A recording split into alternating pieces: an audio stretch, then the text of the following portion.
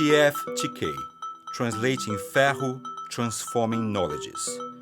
TFTK explores and translates into English the work of Brazilian-French historian, theorist, and architect Sérgio Ferro, whose work demonstrates that architecture is based on the separation of design from the construction site. TFTK looks to Ferro's work to better understand the relationship between architectural design and the production and labor of building. Episode 4. The Place Where Women Build Everything. This piece is inspired by research conducted by Mari Moura, who is interested in women's roles in architecture. She focuses on self-built homes in areas in Brazil known as Quilombos. Quilombos are communities originally established by escaped slaves and freed black people during colonial times. Today, Quilombos refer to communities of Afro-Brazilians who maintain a common historical use of their lands, constituting spaces of resistance.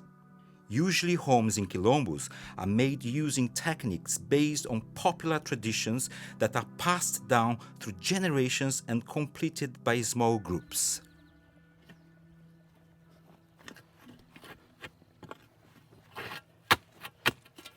They sketched out the plans first, straight onto the ground.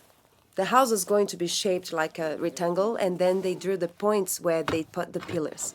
I was 8 at the time, and it was strange to imagine that you could take a drawing on the ground and turn it into something real.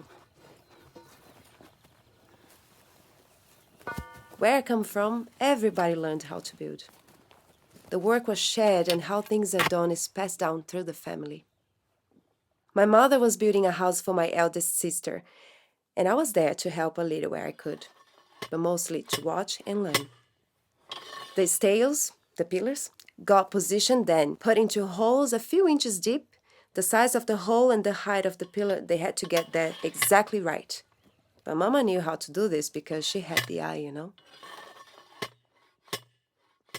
The way the building is done is called wattle and daub. The wattle is when you first weave together strips of wood into a lattice, so some strips go up and others go across. Everyone does it differently in each place. Some people starting from the top, some the bottom, some use knots. My mother was proud to show me her exact way of doing it and how strong it was, hitting the walls hard to show that they would not fall or break. The wood was good back then, better than now. Our mother made people wait before they cut the trees. We wait for the moon, she said. On a certain day, that's when we do it. People think that's just superstition now. They made the wattle weaving together the wood with vines that us kids would collect.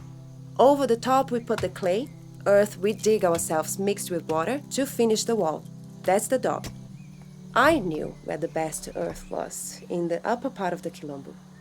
We used to live in the upper part but moved closer to the road which led to our school.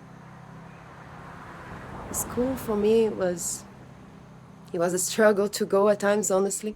But we don't get much help from the government, so when an education is offered, you just take it. We can't get it from up there, my mother said. It's too far. We'll work with what we have here. She let me find the best earth close by, and I wanted to get it right. You want as few stones as possible, and the earth should be a bit red. That's what will better hold the walls. When I chose the spot, my mother said I'd done well. Once it was dug, the twigs and roots were taken out. It's the thorns you have to really watch out for, she said. I saw someone get cut pretty bad once. We mixed it then, my mother deciding how much water to use, and for a little bit before I got too tired, I helped with the mixing.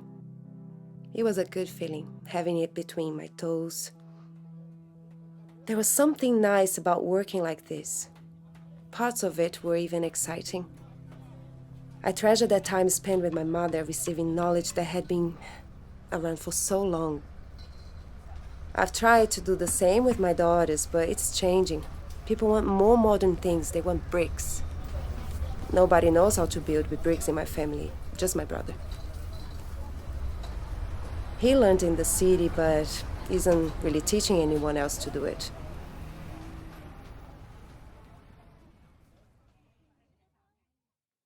It's been 30 years since that house. I've helped build so many others since then. They're not perfect, but they are a symbol of our strength and a reminder of our ancestors.